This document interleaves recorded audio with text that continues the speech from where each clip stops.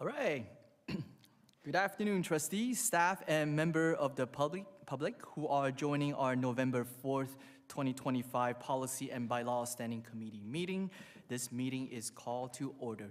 Before we begin this afternoon, I'd like to invite Trustee Mahmood to deliver the Land acknowledgement. Thank you. Thank you, Mr. Chair. We affirm that we all are treaty people and acknowledge that the York Region District School Board is located on the lands of the two treaties. These treaties have been signed with the Mississaugas of the Credit First Nation and the First Nation of the Williams Treaties, who are the Mississaugas of the Elderville, Curve Lake, Hiawatha, Schuylkill Island, and the Chippewas of Beausoleil, Rama, and Georgina Island, who is our closest neighbor and partner in education. To honor this agreement, we will take up our responsibility to be respectful of their traditions, knowledge, and inherent right as sovereign nations. We will respect their relationship with these lands and recognize that our connection to this land is through the continued relationship with these First Nations. And we also acknowledge our shared responsibility to respect and care for the land and waters for future generations. Thank you. Thank you, Trustee Mahmood. So this afternoon with us, we have all our committee members, beginning with Trustee Estelle Cohen. Thank you. Trustee Kolosowski, Trustee Cindy Liang, who's online, Trustee Mahmood, Trustee McCarthy, who's our ex-official vice chair. She's joining us online, and also Trustee Sinclair. Also, we have Trustee Ed Law in this committee who sent his regret. Very happy to have Trustee Butterworth with us, and also Student Trustee Natalia with us this afternoon. Approval of agenda. Without objection, the agenda as presented shall be adopted. Is there any objections, trustees? Without objection, the agenda is adopted. Declaration of conflict of interest.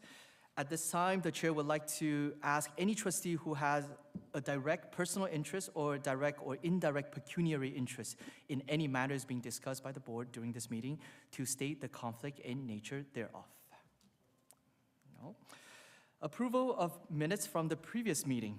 The minutes of the October 7, 2025 Policy and Bylaw Standing Committee meeting has been distributed to all trustees for review. Are there any correction to the minutes? As there are no corrections, the minutes are approved as presented. Thank you. Moving on, Director's remark. Now I would like to invite Director Kober to provide his remark. Director. Good afternoon. Thank you, Mr. Chair. Staff have before you 3 policies for consideration today. Policy for first review, Policy 601, our First Nation, Métis, and Inuit education policy, and Lois Agard is going to lead us through that along with former superintendent and now consultant Tanya Sterling supported the work along with the policy team. And for second review, we have Policy 204, filling a trustee vacancy. Staff have been working in regard to the feedback that was provided in the last policy for that. We can chat more about that.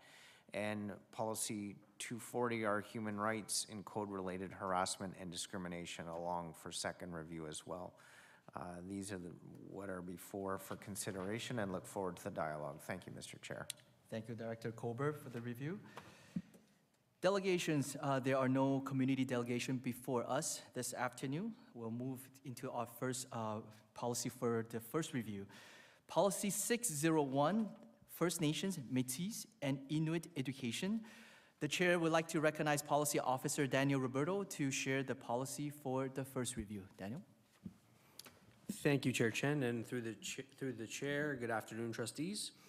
Today we have Associate Director of Education, Schools, Programs, and Equitable Outcomes, Kate Diacu, and Coordinating Superintendent of Education, Equity, Inclusive School and Community Services, Research and Assessment Services, Lois Agard, to share updates to policy number 601, First Nations, Métis, and Inuit education. This policy is due for first review and was last reviewed in 2020.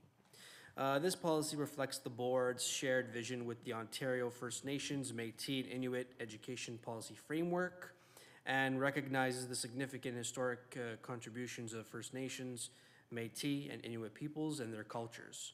This policy also reflects the board's understanding of the important role that Indigenous communities play today and into the future. We collaborated with staff to review and made several revisions to the policy. Revisions to the policy and procedure align with the updated multi-year strategic plan, as well as legislative requirements and ministry frameworks, such as the TRC calls to action and the Ontario FNMI education framework. The review also strengthens accountability for Indigenous education across all system levels. In terms of next steps, if the committee approves the policy this evening, the policy will be posted as a working document for 6 school months to gather public feedback. And I'll turn it over to Kate and Lois for any additional comments. Thank you.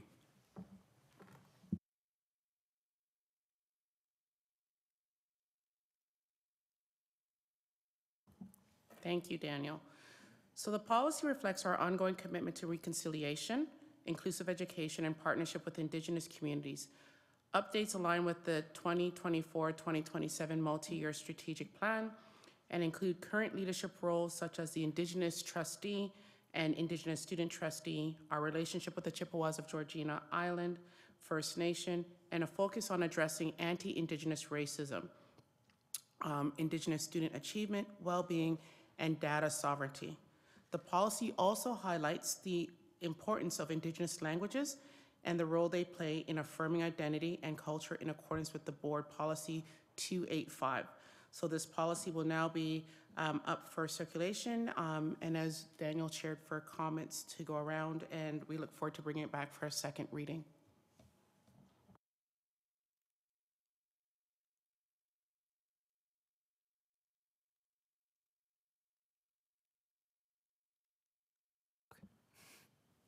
Okay, thank you, staff, for providing the informations. Once again, I would like to remind all trustees that the question that you ask must be germane to the policy. So let's open the floor. Are there any questions, trustee, for this policy? Okay, I'd like to first recognize Trustee Butterworth to begin with. Go ahead. Thank you, and thank you for the review, and thank you for all the work on this. Just came to my mind because I've been doing school visits and looking at school improvement plans and so on, and we're talking about items that are listed in the school improvement plan in relation to the multi-year strategic plan. Do we need to, and this is just an opinion, do we need to put into our policy that schools need to have something in their SIP plan about First Nations, Métis, and Inuit education in relation to their school? Like, I understand it's in the multi-year strategic plan. I'm just thinking out loud and kind of brainstorming because now, like, I mean, I have a school, like today, I have 2 students who are self-identifying. I realize that's not a lot, but there's still something that needs to be looked at. So is this something that we should be putting in a policy, or is it already understood that it's in the policy? I'd just like some clarification on that, please. Thank you very much. Thank you for that question. And if I can just expand with every school working from the multi-year strategic plan and thus the district action plan, schools are reviewing their data in some consultation with the school community. There's review of school data, and all of the areas are reflected. And so schools are expected to review and see, first, identify the marginalized groups in their communities. How can we continue to uphold and uplift the values of our students and ensure that we're affirming identities, as well as the specific expectation about human rights and inclusive education, and then the specific acknowledgement of Indigenous education allows schools the opportunity to do that work. And so that would be part of the work that they're doing, that there is naming and supporting of Indigenous communities. So just to clarify then, so there should be something in there specific to that then?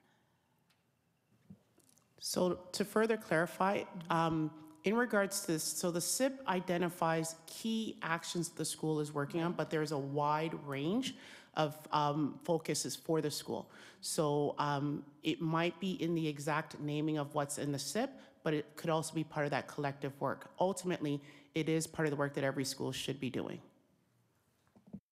Yes, that's the feeling I get. I just wondered, like, is it something that we should be mandating, or is it already kind of there already, that it's part of, like their SIP plans and so on. Like, I'm just saying, because I've looked at some SIP plans, and I mean, it's generally speaking, I'm wondering if it needs to be more specific. I guess that's what I'm trying to ask. If I may, Chair Chen, and to answer your question, Trustee Butterworth, it's a great question, and I really appreciate the sense I'm getting from you around the commitment to enacting this policy, making it come to life. I assure you we are all fully committed to it as well, and as Lois stated, it's a critical part of all of our work. I think the actual SIP document for each individual school is, our schools are very different. And so they need to be able to work with their specific data sets. And I think another important piece to understand is how often our superintendents of schools are into our schools, meeting with administrators and leadership teams to look at their SIP goals, to help guide them to make sure that they are addressing all the areas of the multi-year strategic plan and the district action plan. And when you think of all of our priorities and all of our policies, if we started to mandate that every school must have a math goal, a anti-Black racism goal, an anti-Indigenous racism goal, a literacy goal, that the SIPs would be sort of 500 pages long and lose their concentrated meaning in a given year. But if a school's data is showing that they need to have a very particular specific goal, they can't have more vague, broader, general human rights and inclusion goals, they need to get more specific, and in this particular area, that's part of the work that Lois's team, with the data that they provide schools and the school superintendent, can work hand in hand with the leadership team. And it's not just administrators, it's teacher leaders and other leaders in the building as well that can really refine those goals and narrow them down. And if this is an area that a school needs to be particularly highlighting, then we can do that. But please know that every school is working on this. Understand, thank you. Thank you. Moving on, I would like to invite Trustee McCarthy. She's online. Trustee McCarthy, can you hear us? Thank you, Chair Chen. Yes, I can. Go ahead, please. Thank you. So again, thank you for putting this wonderful policy together. And I know I have learned that nothing about us without us. So I'm just curious, who was consulted when formulating this policy? Please, thank you. Thank you for that question, and through you, Trustee Chen. There was an extensive consultation, including members from the IEAC team. We were able to have the support of Dr. Tanya Sterling to support us with having the opportunities to engage with community. There was an opportunity to, again, meet with the IEAC committee members. There was a consultation that happened at Sutton School, as well as there was specific consultation that happened on the island with Georgina Island. There were a number of phone calls and deeper dives into information as well. So it was an extensive consultation that started as early as March and went on until late September of this year, or sorry, early October. And it is ongoing, and I know, for example, there are others who we will be continuing to connect with once we're finished the first reading. Again, there's an extensive group that we want to make sure that we're sharing out with regularly as part of our commitment of working together. So that consultation will continue. Thank you very, very much. I expected nothing less. I'm sure you guys did your homework perfectly. Thank you. I just wanted to hear those words. Thank you very much. Thank you. Moving on, I'd like to invite Trustee Cohen. Please go ahead. Thank you very much, Chair. Just a few questions about terminology used. So first of all, it says students are centered as co-leaders in their growth and development.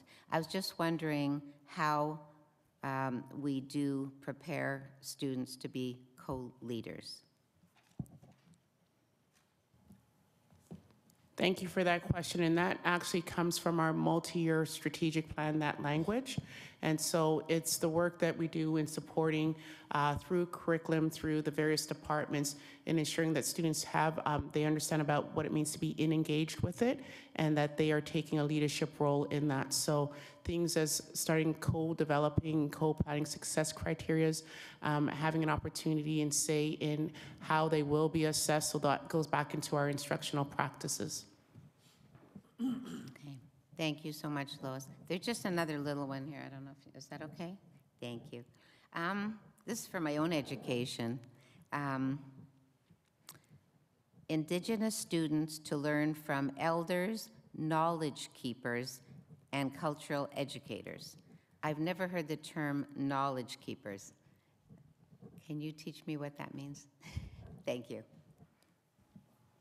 Thank you, and to refer back to the comment made by Trustee McCarthy, so nothing about us without us, and it's very important that we are tapping into elders.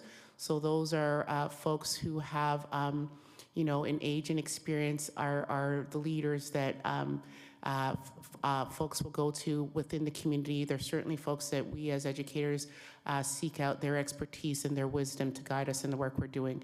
And knowledge keepers also, various gifts. So folks have different gifts and skill sets, and so they would be under the grouping of knowledge keepers.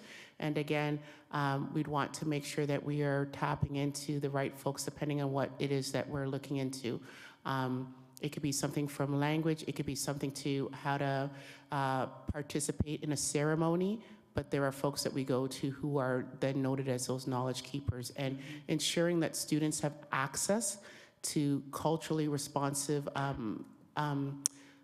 examples of how to obtain knowledge and how to work with knowledge keepers is something that we want to honor. Mm-hmm. Thank you so much. Thank you. Are there any other trustee who would like to ask a question? Okay, if not, once again, thank you, Coordinating Superintendent Agar and AD Daikyu for answering the questions. Without objection, the recommended motion shall be adopted that in accordance with Board Policy 285, Board Policies, Procedure, and Supporting Documents, Policy 601, First Nation, Métis, and Inuit Education will be circulated for comment for 6 school months. Without objection, the aforementioned motion is adopted. Thank you. Moving on, we are going to policy for second review. First policy for second review is Policy 204, filling a trustee vacancy. Here, I would like to once again recognize Policy Officer Daniel Roberto to share the policy detail. Daniel? Thank you, Chair Chen. Through the chair, today we have Manager Trustee Services Audrey Ballard and Trustee Services and Policy Officers Alden Torres and myself to share updates to policy number 204, filling a trustee vacancy. This policy was last reviewed in 2024 and is now due for second review. We have not received feedback from the public regarding this policy since it was posted for public comment for 6 school months. However, when this policy and procedure was brought for second review to the September 9, 2025 Policy and Bylaw Standing Committee, trustees requested ongoing second review and additional revisions to the document. And this is why this policy and procedure returns to the Policy and Bylaw Standing Committee this afternoon for second review. This policy and procedure was developed in accordance with the Education Act, the Municipal Elections Act, and the Board Operational Bylaw, and governs the process to be followed by the Board of Trustees if a vacancy occurs during their term. This policy and procedure provides guidance on whether the vacancy should be filled by appointment or by by-election, depending on the timing, and outlines the roles and responsibilities of board staff in managing this process. We reviewed and updated the procedure, focusing on Section 2.2, majority of elected members remain in office. We also reviewed the Education Act and the Municipal Elections Act to ensure alignment with legislation, and have also clarified Section 2.2 to reflect legislative requirements more accurately. And as requested from trustees at the September 9th Policy and Bylaw Standing Committee meeting, Section 3.2, candidate presentation process, was also revised. As requested, staff have proposed to extend the question period following each candidate's presentation from 5 minutes to 10 minutes. If the committee approves the policy, it will proceed to the board meeting on December 9, 2025 for final approval. And I'll turn it over to Audrey and Alden for any additional comments. Thanks.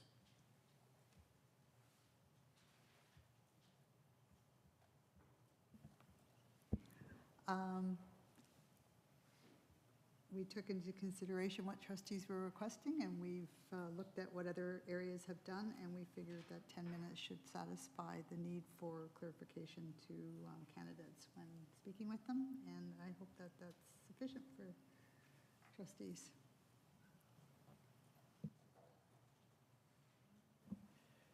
Thank you. Are there any more further updates to provide before I open the floor for trustee to ask questions? No? Okay, all right. So once again, trustees, please be mindful that the question has to be germane to the policy. I think I will go with trustee Mahmood first, and I see also trustee Cohen has raised her hand, so I'll go after. Thank you, Mr. Chair. This is a thought I should have just given a few months ago when we brought it up for the second review. Section 3.2, which deals with the candidate presentation process, I'm sensing that it does not state that what is the process. In the past, we have seen the presentations are done. For example, we will host as a board what I can call it the all-candidate meeting. That has happened there. Is it referring to that, or there's a different altogether process where that presentation can happen?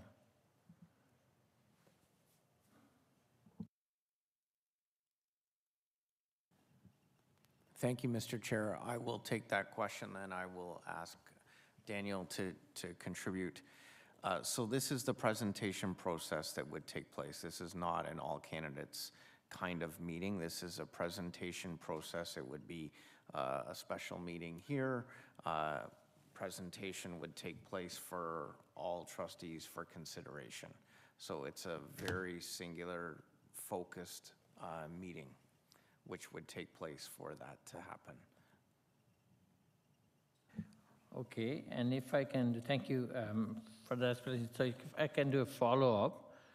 So in the past, we have done that all-candidate meeting, right, on the by-elections. So just curious.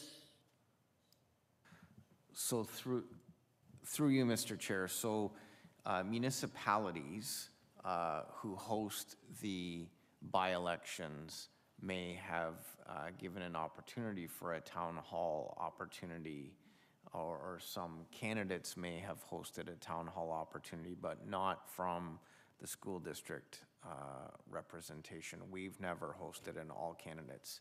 When you do an appointment process, there is an interview, there is a presentation opportunity, and that is what this is. Okay, yeah, that's fine. Thank you.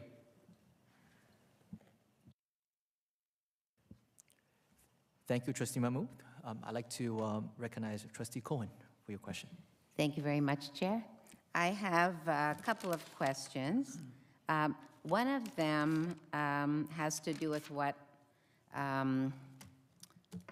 trustee Mahmood questioned. I think what's confusing for me is it says all qualified applicants will present at a special public meeting of the board. I'm not sure why we're using the word public, because it assumes to me that more than the trustees would be here.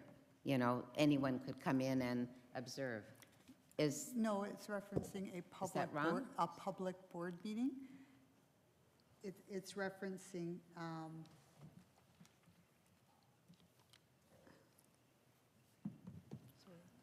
So, Mr. Chair, if I may. yeah, Through you, Mr. Chair.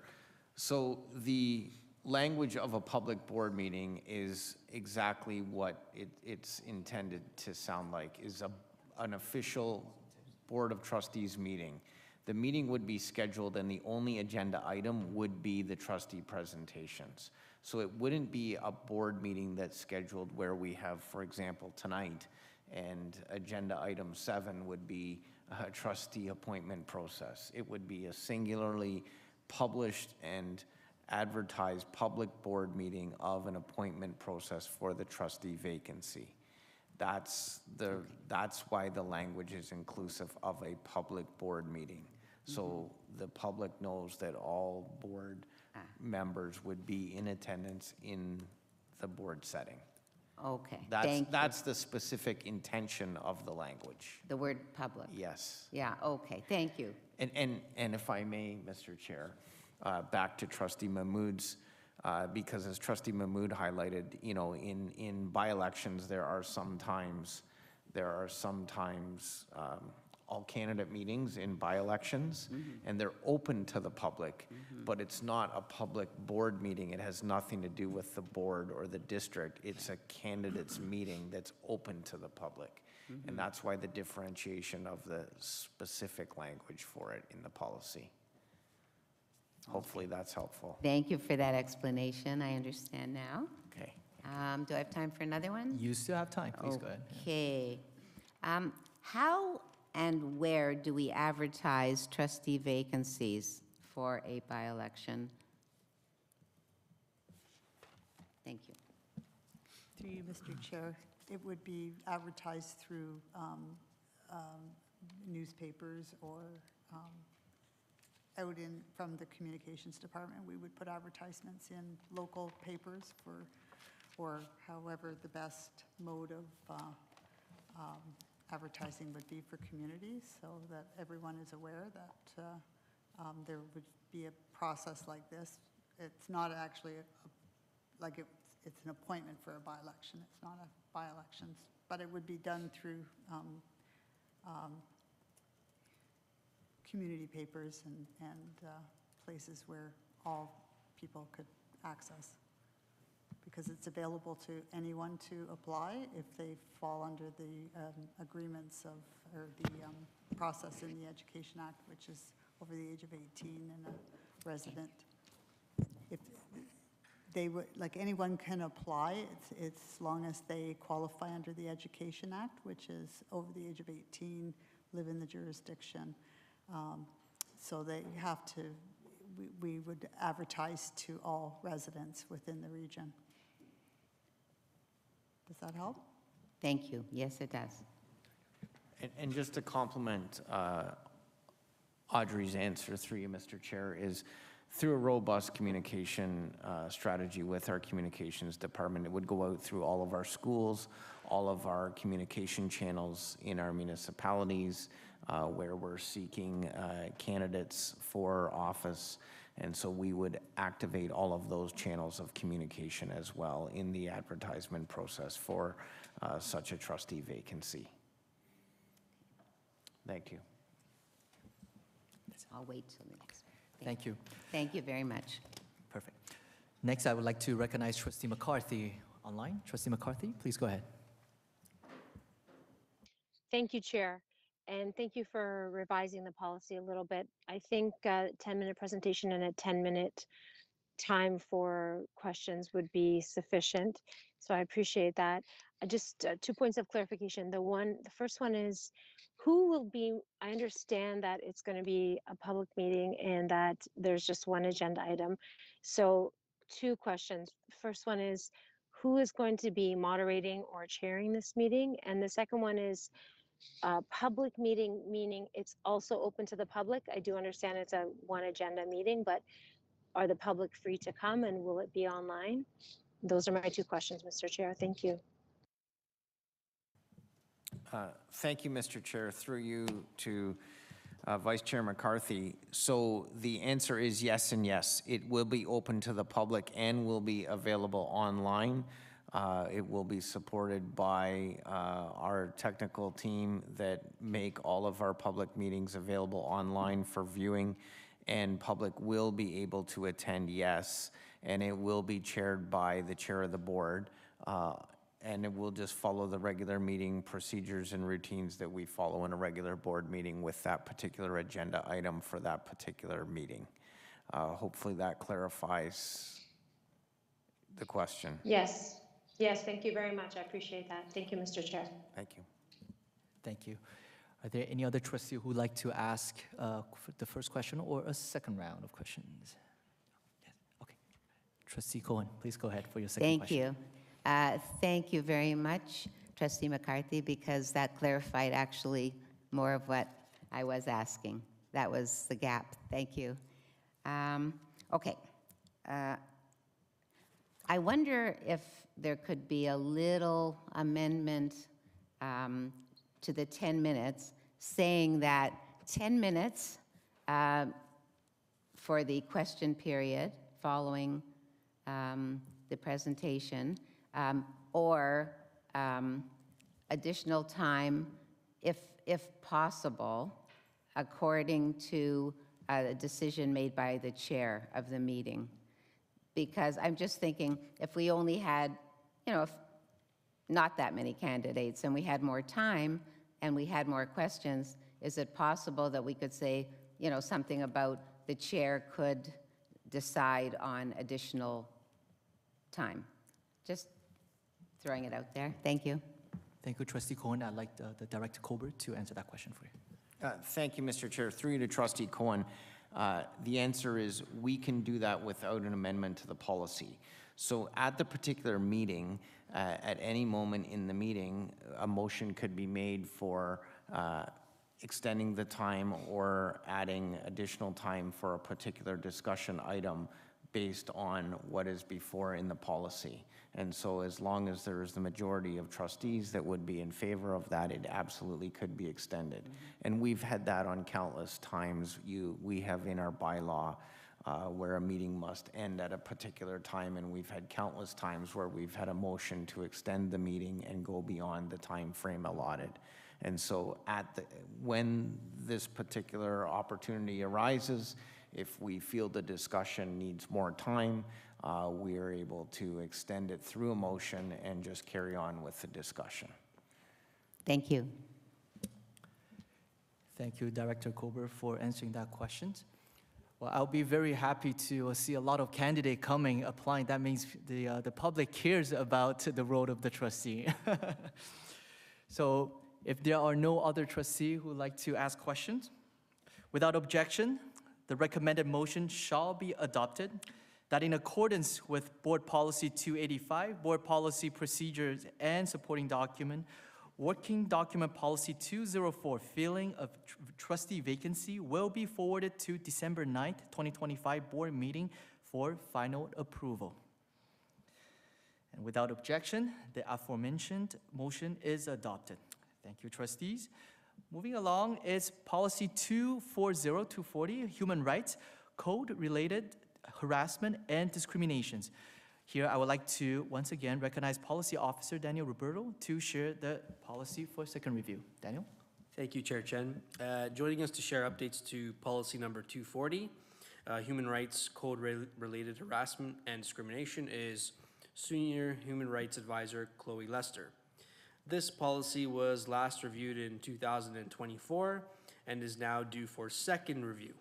We have not received feedback from the public regarding this policy since it was posted for public comment for 6 school months.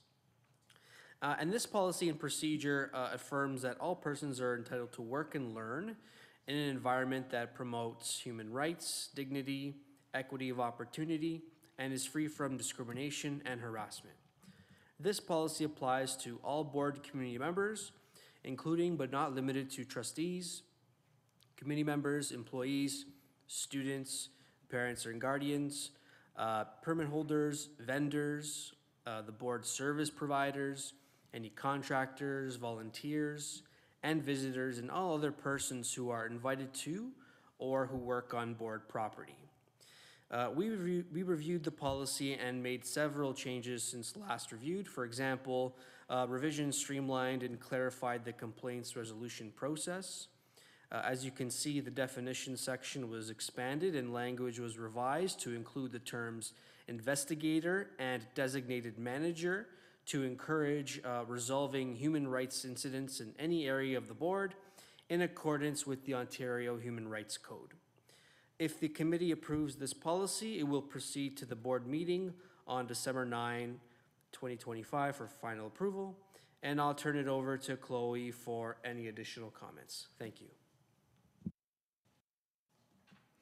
Thank you so much. So we've been using this policy a lot over the last 6 months, whether it's been handling complaints that have been filed to our office or in support of managers or different administrators who have needed guidance or support in their own cases.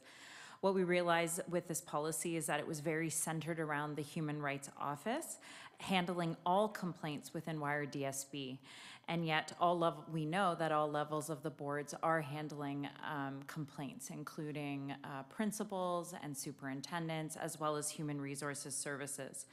So much of the wording where it said Human Rights Office is now renamed with designated manager, which could involve the Human Rights Office and could involve employee relations or human resources services, superintendents, as well as administrators to manage and investigate human rights complaints. And so, for example, if we look under 611, only the Human Rights Office could determine who could investigate a complaint. And again, that was not the original purpose of this, and so that's been replaced with designated manager. So much of the language was amended to empower all levels of the board to manage and investigate complaints, with, of course, support and consultation of the Human Rights Office. And there were a few changes to grammar as well. Thank you very much, and once again, thank you, Chloe, for joining us at the policy meeting here in person.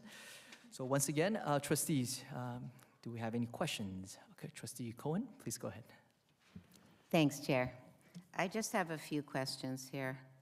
I've noticed in 6.9 B and C, B says facilitated discussions using a facilitator is one way of managing conflict. And C says that mediation using a third party who facilitates discussion. I wonder, what is the difference between B and C? Thank you. Thank you so much for the question. So a facilitated discussion could be in conversation with two individuals where somebody acts as a facilitator. Somebody who knows two individuals, so let's say a principal trying to assist two teachers within a school and trying to manage a situation that is going on between them. And it's to assist to help find common ground. So sometimes it might be to hear each other's perspectives on a situation. A mediation would be more of a formal sense, so somebody who doesn't know the two individuals coming in, so it might be somebody from Human Resources Services or the Human Rights Office to come in and try to mediate potentially an agreement between the two sides. Okay. Thank you so much. One more little one. Yes, Thank you. In 610, it says a supports person may be used, and it says may include a union, federation, association representative. From my knowledge, when I was involved in this kind of thing, it used to be we must have a union representative at the meeting. Has that changed now? So we don't, because we're not in a disciplinary process during an investigation, we don't obligate individuals to bring a union representative if they don't want to. We highly encourage it and we want them to feel supported, not only, but a support person can fill many roles. And so we offer it, and it's up to the person to accept whether they want the support person to be the unionized individual. Okay, thank you. Thank you, Trustee Cohen. Any other trustee has any questions? No? Okay. So without objection, the recommended motion shall be adopted, that in accordance with Board Policy 285, Board Policies, Procedures, and Supporting Documents, Working Document Policy 240, Human Rights, Code-related harassment and discrimination will be forwarded to the December 9th, 2025 board meeting for final approval. Without objection, the aforementioned motion is adopted. Thank you, trustees, and thank you again for all the staff who comes to our meeting today for the information and clarifications. Moving on, next, it's the information item. Once again, the committee's draft policy review schedule for 2025-2026 is in the agenda package. I would once again like to invite Policy Officer Daniel Roberto to give us a quick overview. Thank you. Thank you, Chair Chen. And through the chair, this is the 2025-2026 draft policy review schedule for your information, and happy to answer any questions that trustees may have. Thank you.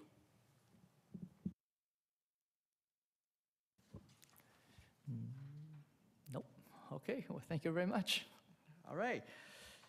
So this marks the end of our Policy and Bylaw Standing Committee meeting this afternoon. The next meeting will be set on December 9th, 2025. Once again, I'd like to thank all my committee members for this wonderful years together, reviewing all the policies. This will be our policy for before our next round of shuffling. So I hope that we can continue to work together. So if there are no other agenda items, the meeting this afternoon is adjourned at 5:12. Thank you very much to all the publics and the staff, trustees, for attending this meeting in person and online. Thank you. Have a good evening.